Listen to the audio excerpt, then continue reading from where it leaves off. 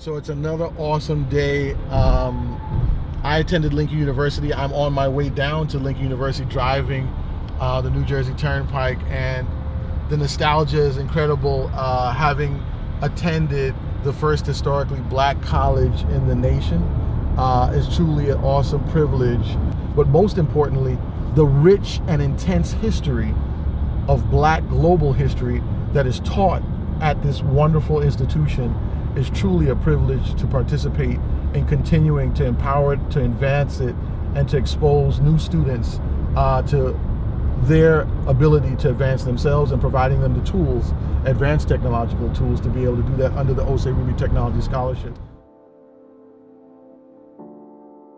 So we are here at Lincoln University's homecoming. It's so exciting to see so much rich history of so many leaders from the past and current today. But most importantly, we wanted to stop at Hosanna House, which was also known as the Hosanna Church, and it was actually an underground railroad stop, so that many free blacks that started and founded this in 1843 actually had the intent to make sure that Hosanna House was a meeting place and a station stop for the Underground Railroad. So Sojourner Truth and Frederick Douglass and so many other greats from the past visited the same location right here at Lincoln University, on the grounds of Lincoln University. It is surreal to see this rich history part of the advancement of Lincoln University. This is so awesome.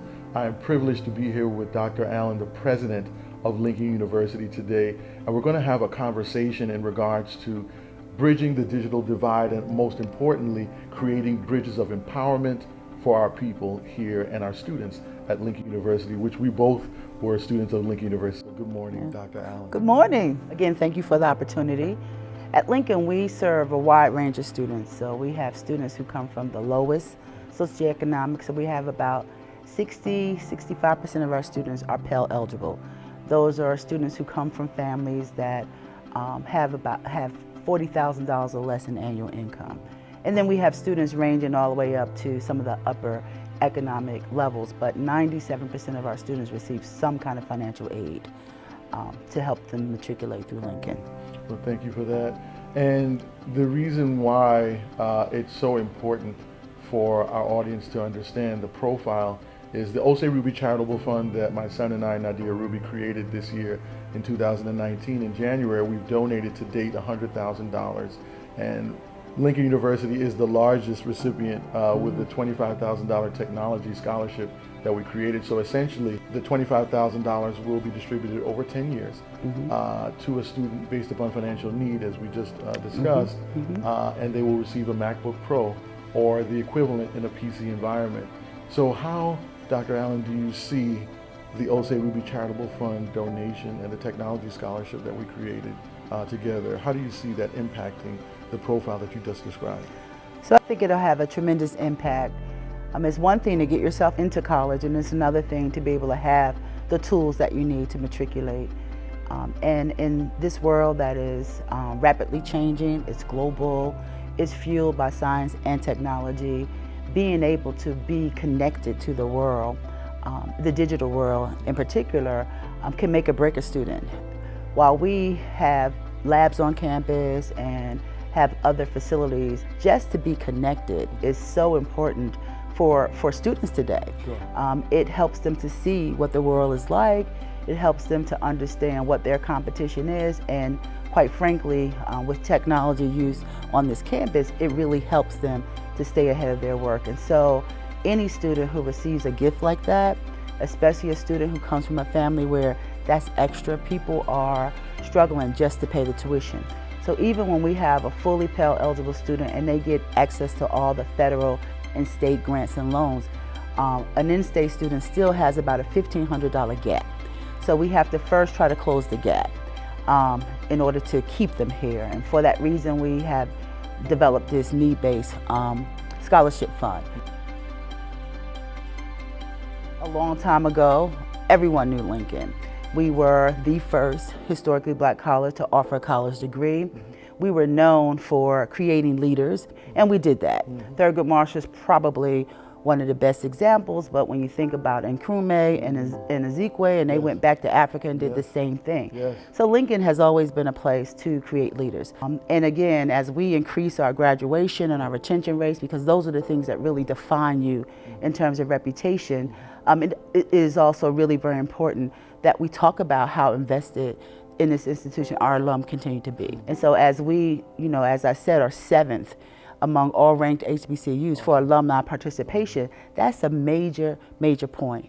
And our only real big obstacle in being in the top 10 is that we are not as known as we should be. And so having gifts like this and having our advancement office put that out to the world, along with everything else that a gift like that will do to enhance the education of a Lincoln student, for people to know that today we are still as invested in this institution as we were 165 years ago, will move us to the top 10, I believe, really very quickly. Lincoln is a transformative place, and it sets you on the path, and it sets you on the path not just to live a better life, but to actually be a leader in life. And I remind our students every day that you need to go beyond the classroom, that what you're getting here is not just about your own future, but it's really about the ability to take everything here and first change the circumstances of your family, then your community, and then your responsibility is the world. So our mantra now is learn, liberate, lead. The learn is about, yes, we come in and at every college you learn, right? You learn information, you acquire knowledge.